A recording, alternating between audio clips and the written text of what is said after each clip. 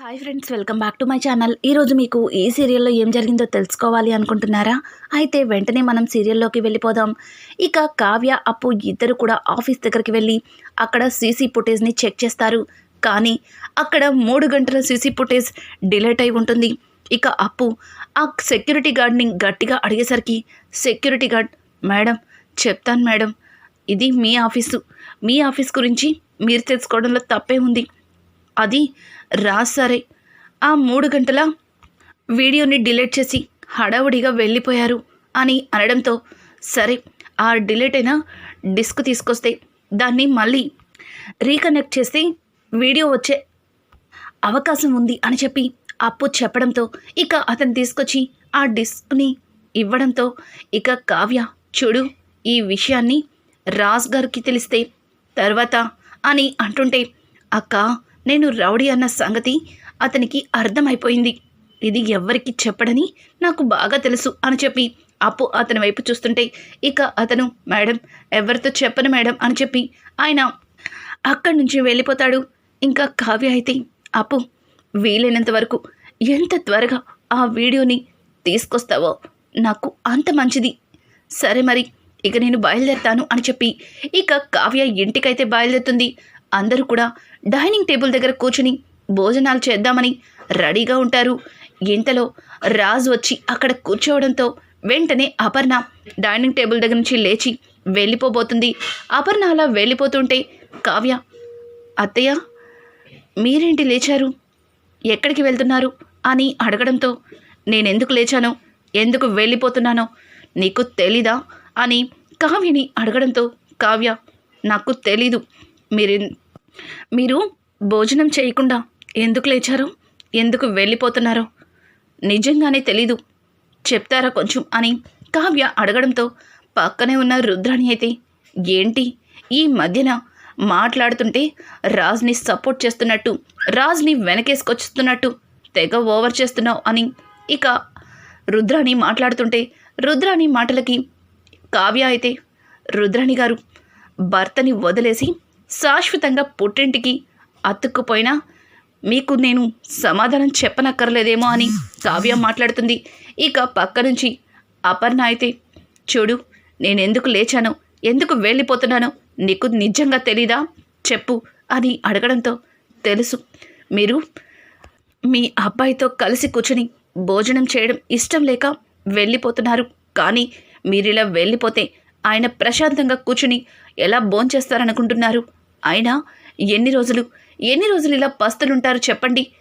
అసలు మీ అబ్బాయి ఏం తప్పు చేశాడని ఆయనతో కూర్చుని ఎందుకు భోజనం చేయకూడదని ఇదేనా మీ తల్లి ప్రేమ అని చెప్పి కావ్య అంటుంటే, కావ్య మాటలకి ఇక అపర్ణ, నువ్వు కాదు అడిగేది, వాడు అడగాలి, నేనేం తప్పు చేశాను, నాతో నువ్వు ఎందుకు భోజనం చేయవని అప్పుడు చెప్తాను సమాధానం.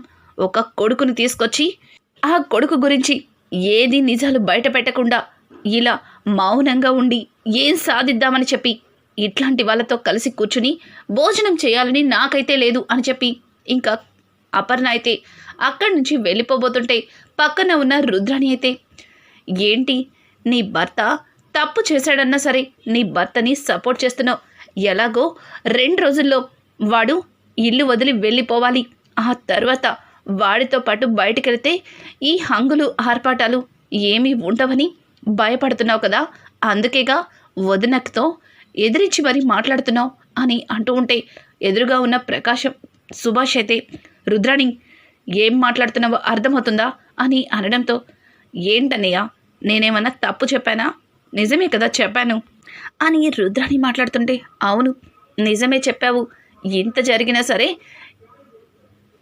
పెట్టి బేడ సర్దుకొని తన పుట్టింటికి వెళ్లకుండా ఇక్కడే ఉండింది.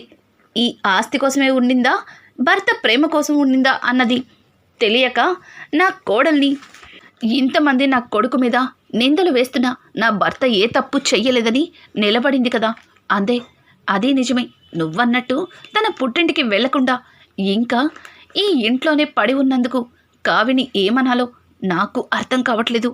ఆయన మంచి చేసేవాళ్ళని పొగడాలి కానీ ఇలా నోటికి వచ్చినట్టు సూటిబోటి మాటలు అనరు. నువ్వు పొగడకపోయినా పర్వాలేదు, నోరు మూసుకుని ఉంటే చాలా మంచిది అని చెప్పి ఇక సుభాష్ అయితే రుద్రాణిని అంటుంటే అది కాదనే అంటే ఏయ్ అబ్బు చెప్తుంటే అర్థం కావట్లేదా? ఇంకొక మాట నా కోడలు గురించి తప్పుగా మాట్లాడినా ఊరుకునేది లేదు.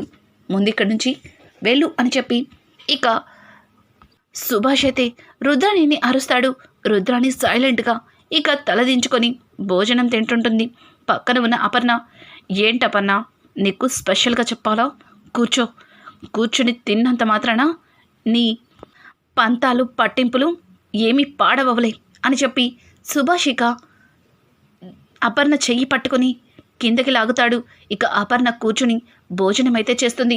భోజనం పూర్తయిన తర్వాత రాజ్ కావ్య దగ్గరికి వెళ్ళి థ్యాంక్స్ అని చెప్పడంతో కావ్య రాజ్ వైపు చూస్తూ ఎందుకు ఎందుకు చెప్తున్నారు థ్యాంక్స్ అని అడగడంతో అదే మమ్మీ నాతో భోజనం చేయట్లేదని ఇన్ని రోజులు ఒక చిన్న బాధ ఉండేది, కానీ ఈరోజు ఆ బాధ పోయింది. కోప్పడో తిట్టో కొట్టో మమ్మీతో కలిసి భోజనం చేసేలా చేసావు అని అంటుంటే ఆ మాటలకి రాజ్ ఇంకెన్ని రోజులండి, ఎన్ని రోజులు ఇలా నిజాన్ని దాచిపెట్టి అందరి దగ్గర మాటలు పడతారు? ఇప్పటికైనా నిజం చెప్పండి, అసలు ఏం జరిగింది? బాబుని ఎందుకు తీసుకొచ్చారు తల్లి దగ్గర నుంచి? అసలు ఏమైంది అని అంటుంటే ఏయ్ అటు తిప్పి ఇటు తిప్పి బాబు దగ్గరికి తీసుకొస్తావేంటి అని అనుకుంటూ రాజు అక్కడి నుంచి వెళ్తూ వెళ్తూ థ్యాంక్స్ చెప్పడానికి మాత్రమే వచ్చాను అని అనుకుని వెళ్ళిపోతాడు. ఇక ఆ కావ్య అయితే వెళ్ళండి, ఎక్కడికి వెళ్తారు? ఇంకాసేపట్లో నిజమేంటో బయటకు వస్తుంది. ఆ వీడియోని ఎందుకు డిలీట్ చేశారో, అసలు మీరు తల్లి దగ్గర నుంచి బిడ్డని ఎందుకు తీసుకొచ్చారో, ఆ తల్లి ఎవరు అంత తెలుస్తుంది. నిజం బయటపడిన తర్వాత ఇక మీరు దాచిపెట్టాల్సింది ఏమీ లేదు అని చెప్పి ఇంకా కావ్య అయితే ఆలోచిస్తూ ఉండగా ఇంతలో అప్పు కావ్యకి కాల్ చేస్తుంది. కావ్య ఫోన్ లిఫ్ట్ చేసి అప్పుతో మాట్లాడుతూ ఏంటప్పు ఇంత లేట్ అయింది, అసలు వీడియో దొరికిందా లేదా అని అంటుంటే అక్క కింద మీద కొట్టుకుంటే కానీ వీడియో దొరకలేదు.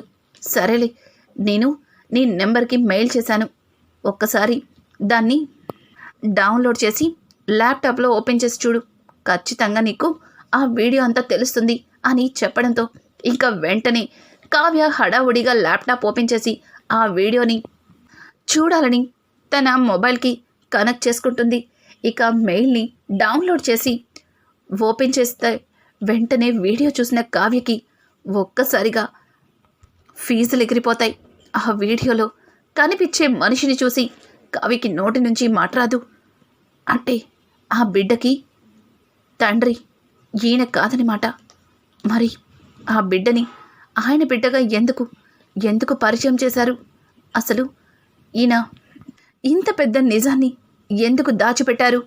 అందరితో చెప్పాల్సిన నిజాన్ని ఇలా ఎందుకు గుట్టు చప్పుడు కాకుండా దాచిపెట్టారు? ఇప్పుడే ఈ నిజాన్ని అందరికీ చెప్తాను, ఈ వీడియోని అందరికీ చూపిస్తాను అని చెప్పి కావ్య ఇక ఆ ల్యాప్టాప్ పట్టుకొని వెళ్ళబోతుంటే ఇంతలో రాజ్ కావ్య దగ్గరకు వచ్చి ఏంటి ఏం చేస్తున్నావు? ల్యాప్టాప్ పట్టుకుని ఎక్కడికి వెళ్తున్నావు అని అంటుంటే ఇంతవరకు మీరు దాచిపెట్టిన నిజాన్ని అందరికీ చూపిద్దామని, ఇంత పెద్ద నిజాన్ని దాచిపెట్టి ఏం సాధిద్దామనుకుంటున్నారు? ఎందుకు మీరు దోషి అయ్యి అందరి మధ్యలో నిలబడ్డారు అని ఇక కావ్య రాజ్ని నిలతీయడంతో రాజ్ వెంటనే ఆ ల్యాప్టాప్లో ఉన్న వీడియోని చూస్తాడు. అది చూసిన రాజ్ ఏయ్ అంటే నువ్వు బయటికి వెళ్ళి చేసేది ఇదా?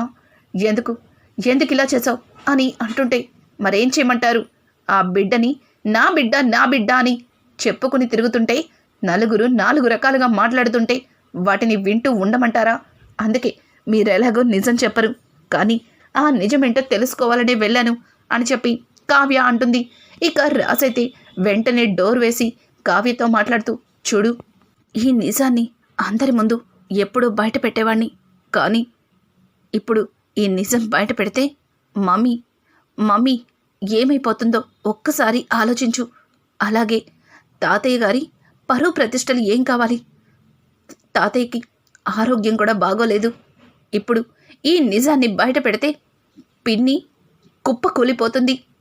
ఇక రుద్రాణి అత్తకైతే మాట్లాడే అవకాశం కూడా ఉండదు. ఒక్కసారి ఆలోచించు. ఈ నిజాన్ని నేను చెప్పే వరకు కూడా బయట పెట్టద్దు అని అంటుంటే, ఏంటండి మీరు ఏం మాట్లాడుతున్నారు? అత్తయ్య గారు ఇందాక డైనింగ్ టేబుల్ దగ్గర ఏం మాట్లాడారు మర్చిపోయారా? 2 రోజుల్లో మీరు ఈ కుటుంబానికి అలాగే ఈ ఇంటికి శాశ్వతంగా దూరం అవ్వాలని చెప్పారు. మీరు ఈ గడప దాటి వెళ్ళిపోవాలి అని చెప్పారు.